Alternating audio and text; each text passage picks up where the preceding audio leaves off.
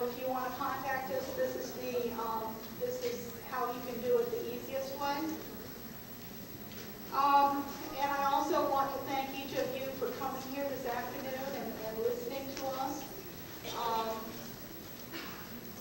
It's been very important for us to get information out to everybody, and we greatly appreciate you giving up part of your day to join us. Okay, for questions.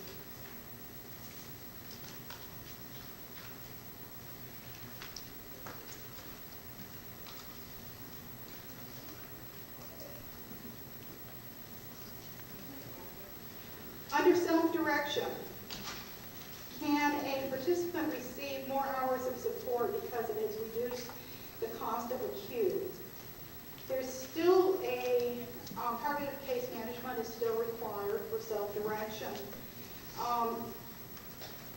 The biggest advantage is you cannot exceed the UR guidelines under self-direction. However, you can choose how much you're going to pay your staff.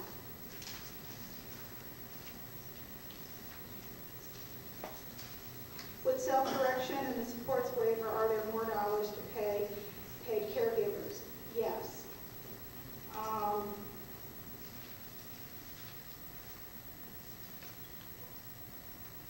How can participant and caregiving training dollars be used? Examples. Attending conferences, attending workshops, attending specialized programs. That's always that caregiver training dollars can be used. Habilitation. If the plan says an average of 40 hours of home and community supports per month and participant does not use these hours, can they be used at a later time? No. 129 hours is the limit for the month. You can't carry it over from one month to the other.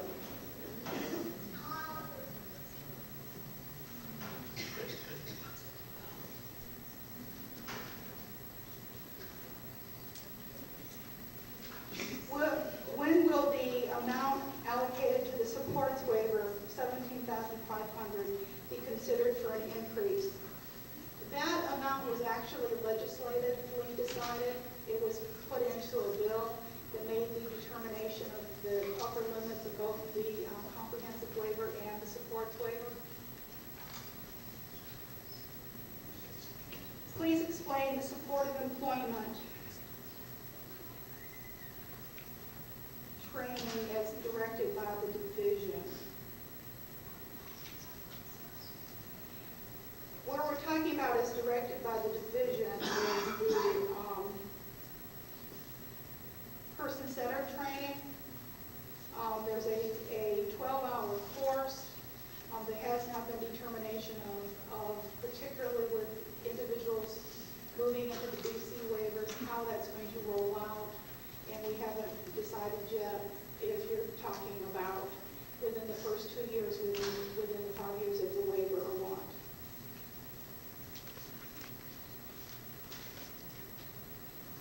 If a CAP participant is not enrolled in school, aged 16 to 22, does the school hour limits apply? No. Person has to be enrolled in school. RN supervision of enhanced service, must it be a face-to-face? Must it include observation?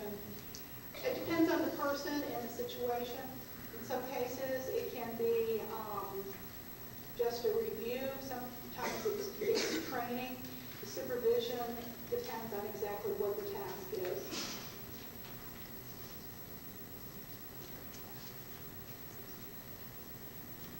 Rehabilitation hours for residential supports, do they count towards the 120-hour limit? And what is the documentation requirements for residential supports regarding direct contact hours? The rehabilitation does not count towards the 129 limit, and the documentation, we are still working on that. That is part of the grid that we talked about that we are hoping to have out to you by the end of the week.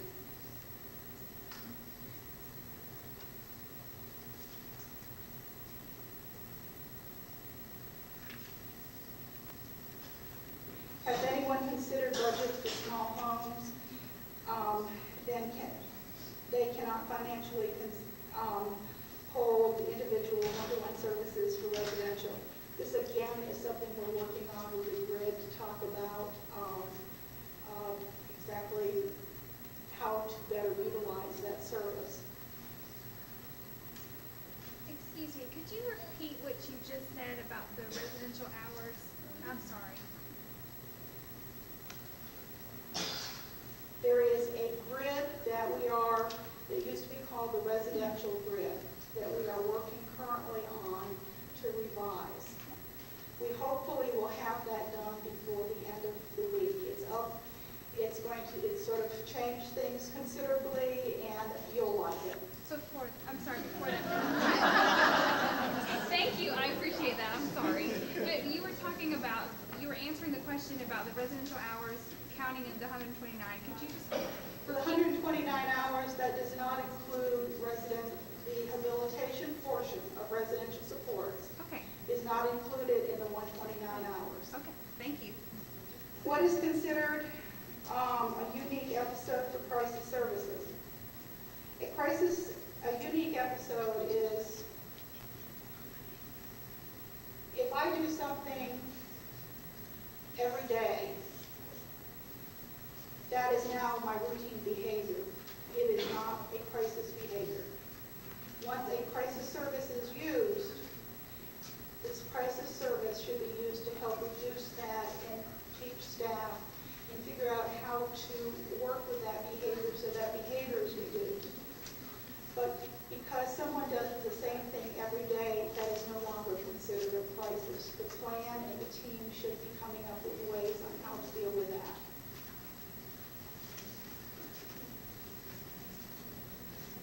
What is going to constitute natural home in reference to family members providing residential supports?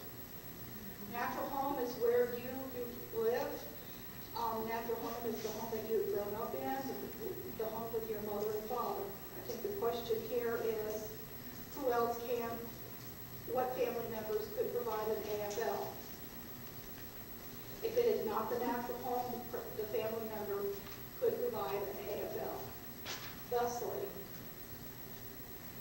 if I am living with my mother and father and they can no longer take care of my needs, but my aunt wants to take me in as an AFL, residential supports would be appropriate, could be used in that manner.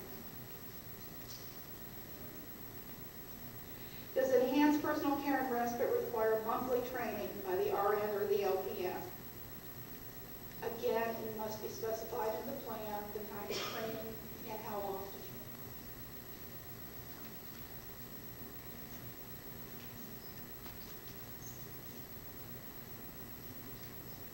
Okay, I said in the beginning that we are not the experts on the BC waivers. We are not the expert on the innovation waiver. We are knowledgeable about the CAP-IDD waiver. So if it's referring to a BC waiver practice, I'm going to have to ignore those because I cannot give you an answer that I would consider, probably about 60% accurate there. So please excuse me, but there are other people here who might be able to help you, but the three of us, that's not our purpose today.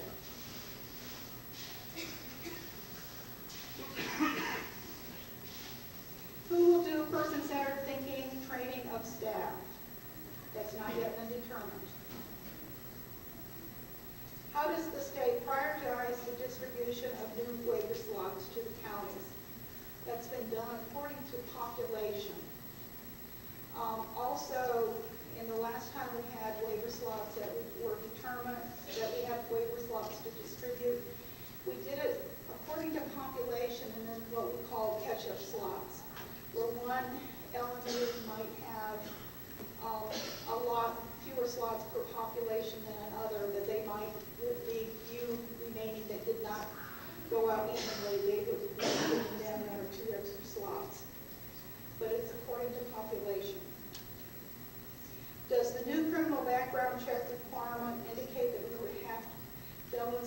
with our populations now? No. And I'm sorry if I have misled you on that. What I am saying is we did not have it in writing that you had to do anything with the criminal background check. Now you have got to look at it and you have to make a determination that no one is at risk.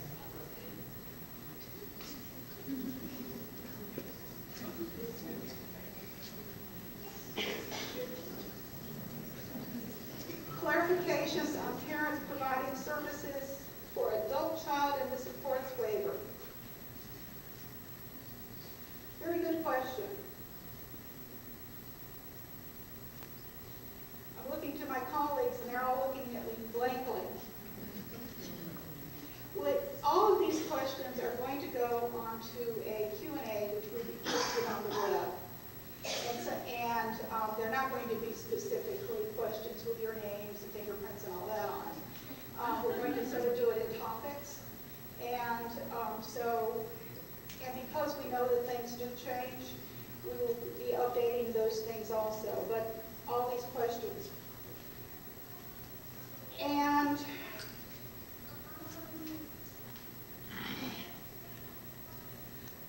whoever wrote this question, I will be glad to get back with you because I cannot remember. I think that it was left the same, but there was discussion in the last week about why are we doing it, leaving it the same? Why don't we allow parents to provide personal care and home and community supports to their children also? So that's one that the answer is not final on yet, but we'll get back to you. And if you individually want to know, I'll be glad to send you an email once it is resolved.